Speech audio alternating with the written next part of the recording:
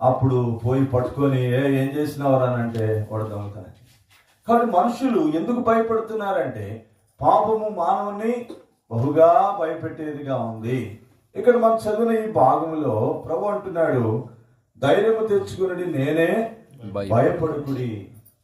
కాబట్టి ఈ లోకములో ధైర్యము చెడిన మానవులకు లేక భయకంపితులైన మానవులకు గొప్ప ధైర్యాన్ని ఇచ్చేవాడు యేసు ప్రభువారు. లోకములో ఎన్ని రకాలైన భయాలు ఉన్నాయో మనం చెప్పుకున్నాము. 500 పైచిలుకు భయాలు ఉన్నాయని చెప్పుకున్నాం. అయితే ఇక్కడ మనం చదివిన భాగంలో పైన క్రింద కూడా మనం చూస్తే ఒక 5 రకాలైన భయాలను మీ దృష్టిలోనికి తీసుకొని రావాలని కోరుతున్నాను. ఈ 5 రకాలైన భయాలు ఈరోజు మానవులందరినీ పట్టి పీడిస్తున్నాయి. ఈ భయములకు విముక్తి ఎవరి దగ్గర ఉందంటే యేసు ప్రభు దగ్గరనే ఉన్నది.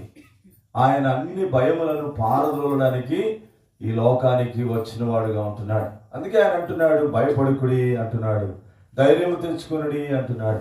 ఇక్కడ ఒకటొకటి మనం చూద్దాం ఏమేమి భయాలు ఉన్నాయో. మొట్టమొదటి చూడండి, 12వ వచనం చదవండి. 12వ వచనం మత్తయి సువార్త 14వ అధ్యాయం 12వ వచనం. శవములు ఎత్తుకొని పోయి పాతి పెట్టి.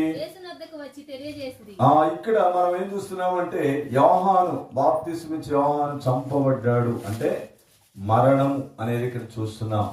అంటే మరణము మనుషునికి ఏం తెస్తుంది? భయాన్ని తెస్తుంది. మొట్టమొదట మనకు కనబడుతుంది ఏంటంటే మరణ భయం కదా.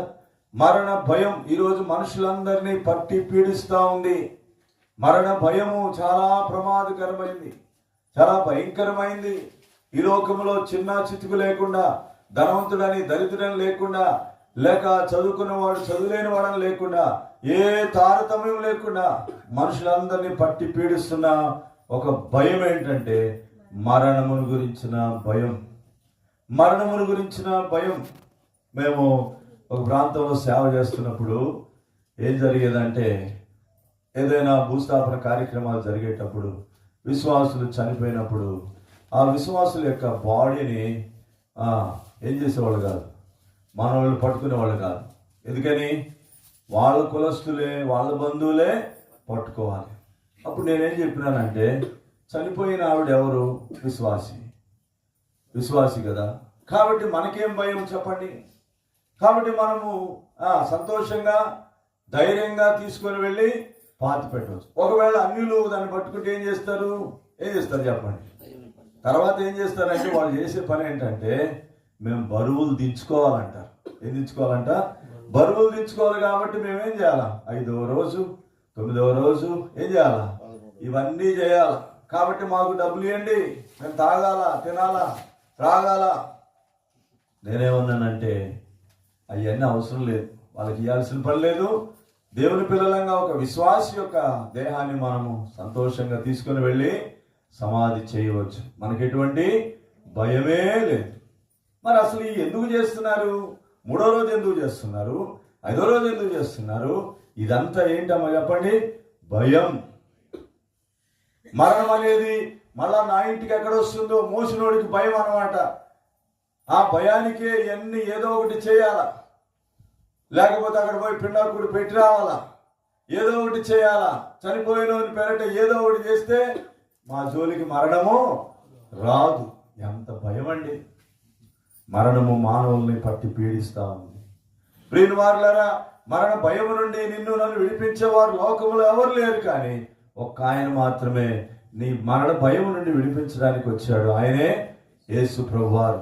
ఆయన ఇలాగంటున్నాడు, ధైర్యము తెచ్చుకొనుడి, నేనే, భయపడుకుడి. రండి హెబ్రీయులకు రాసిన పత్రిక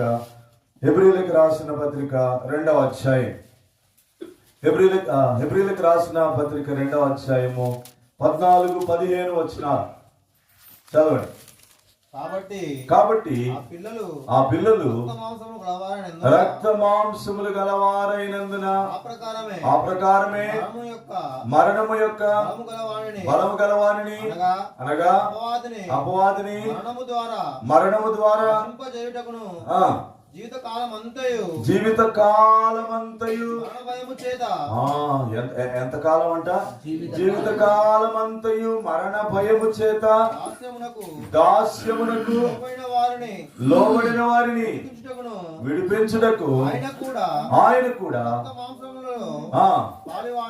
ఎవరండి ఆయన కూడా అంటే ఎవరు? రక్షకుడైన యేసు ప్రభు వారు. ఏంటి యేసు ప్రభులో ఉన్న ప్రత్యేకత? అందరిలో పాపం ఉంది కానీ ఆయనలో పాపం లేదు. జన్మ పాపము లేనివాడు, కర్మ పాపము లేనివాడు.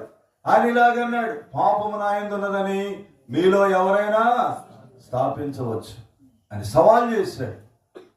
పరిశుద్ధుడు, నిర్దోషి, నిష్కల్మషుడు, పాపులలో చేరక ప్రత్యేకముగా ఉన్నవాడు. బైబిల్ గ్రంథం చెప్తా ఉంది యేసు ప్రభు గురించి. ఏమని చెప్తుంది? ఆయన పాపము ఎరుగడు. రెండవది, ఆయన పాపము చేయలేదు. ఆయన యందు పాపమే లేదు. ఇంత మంచి స్టేట్మెంట్ ఎవరి గురించి లోకంలో చెప్పగలరండి? లోకంలో చక్రవర్తులు ఉన్నారు, గనులు, మునులు ఎంతో మంది ఉన్నారు. గొప్ప కార్యాలు, సాహస కార్యాలు చేసిన వాళ్ళు ఉన్నారు. ప్రపంచాన్ని పరిపాలించిన గొప్ప చక్రవర్తులు ఉన్నారు. కానీ నాలో పాపం లేదని ఎవరైనా చెప్పగలరా? అందుకే సొలొమోను అంటాడు, పాపం చేయని వాడు ఒక్కడు కూడా లేడు. కానీ యేసు ప్రభువు వారు అత్యంత పరిశుద్ధుడిగా ఈ లోకంలో జన్మించి 33.5 సంవత్సరాలు ఈ లోకంలో జీవించి మనుషులందరినీ పట్టి పీడిస్తున్న మరణ భయము నుండి విడిపించడానికి కొరకు ఆయన కూడా ఇంకొక మరణములో పాలు పొందాడు. ఈ మరణము ఆ మరణాన్ని ఏం చేస్తుంది? మృంగేస్తుంది. ఈ మరణము అంటే శిలువ మరణము ద్వారా, అంటే పరిశుద్ధమైన ఆయన బలియాగము ద్వారా ఇప్పుడు పాపము కొట్టివేయబడుతుంది, మరణము మృంగివేయబడుతుంది. మరణము నుండి ఆయన విడుదల చాటించినాడు. ఎక్కడ? కలువరి శిలువలో. ఎవరైతే శిలువ దగ్గరికి వస్తారో, ఎవరైతే యేసు ప్రభువుని అంగీకరిస్తారో, మరణము నుండి జీవములోనికి దాటించే రక్షకుడైన యేసు ప్రభునందు ఎవరు విశ్వాసం వస్తారో నిజంగా వారు ఎంత అదృష్టవంతులు, ఎంత ధన్యులు. మా క్రైస్తవత్వం అంటే మతం కాదమ్మా, మతం కాదు. చాలా మంది పొరపడతా ఉంటారు. ఇది మతం కానే కాదు. ఏ మతం కూడా మోక్షానికి చేర్చదు. యేసుక్రీస్తు ప్రభువారు ఈ లోకానికి వచ్చి మనుషులమైన మనల్ని పాపములో నుండి పరిశుద్ధతలోనికి, మరణములో నుండి జీవములోనికి దాటించడానికి వచ్చాడు. ఎవరు యేసుక్రీస్తునందు విశ్వాసం ఉంచుతారో వారు మరణములో నుండి జీవములోనికి దాటిపడుతున్నారు. వారికి మరణ భయము ఉండదు. నా చిన్నతనంలో మేమున్న ప్రదేశంలో ఒక విశ్వాసి గృహం ఉండేది. నేను చిన్నగా ఉన్నప్పుడు ఆ ఇంటికి వెళ్ళాలంటే వాళ్ళ ఇంటి పక్కన సమాధుల తోట ఉంటుంది. ఆ సమాధుల తోటలో నుండి వెళ్ళాలంటే అస్సలు వచ్చేవాడిని కాదు. నన్ను రానేవాడిని. ఆయనకి తెలుసు, ఎవరికి? సాద్ పీటర్ గారికి. నిడుబ్రోల్లో మాణిక్యమ్మ గారి ఇల్లు సమాధుల తోట పక్కనే ఉంటుంది. నిడుబ్రోల్ నుండి కొన్నూరు రావాలంటే షార్ట్ కట్ ఏంటంటే సమాధుల తోట. ఎంత భయమో! దేవుని కృప వల్ల ఇప్పుడు ఏం చేస్తున్నాడు? మరణ భయమో తీసేసినాడు. శవాల పక్కనే పడుకుంటా ఉన్నాం, శవాలతోనే ప్రార్థన చేస్తూ ఉన్నాం, శవాలు ఉంటేనే అక్కడే పాటలు పాడుతూ ఉన్నాం. ఏం తీసేశాడు దేవుడు? కనుక మరణ భయము లేనివారం మనం. ప్రభు మనల్ని మరణ భయం నుండి తప్పించినాడు. ఒకవేళ ప్రియమైన సహోదరుడా, సహోదరి, నువ్వు మరణానికి భయపడుతున్నావు అంటే నీలో ఏముంది? పాపం ఉంది. పాపం అనేది పోతే మరణ భయం అనేది పోతుంది.